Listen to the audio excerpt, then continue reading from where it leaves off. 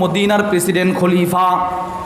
রাতের অন্ধকার যখন ছেয়ে যেত, রাত যখন অন্ধকার হয়ে যেত, উনি ওনার রাষ্ট্রীয় কোষাগার থেকে রুশি দিয়ে ময়দা আর আটার বস্তা বেঁধে নিজে কাঁধে করে করে মানুষের ঘরের দরজার সামনে রেখে আসতেন। ওয়ালা ইয়ালামুন মান ওয়াদাআহা, কেউ জানতো না কে রেখে আসছে এই আটার বস্তা, ময়দার বস্তা, খাবার।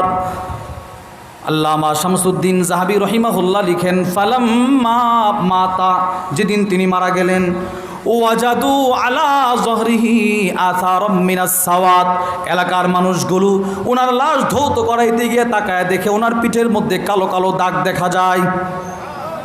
সবাই বলে খাদেমকে, কিরে খলিফাতুল মুসলিমিনের পিঠে কালো দাগ, কেউ চাবুক দ্বারা আঘাত করছে নাকি? খাদেম বলে, না, এগুলো চাবুকের আঘাত না তো কিসের আঘাত? তো রাত্রে যে তোমরা তোমাদের ঘরের সামনে খাবারগুলো পাইতে না, ওই খাবারগুলো এই পিঠে বেঁধে বেঁধে নিয়ে পৌঁছায় দিত।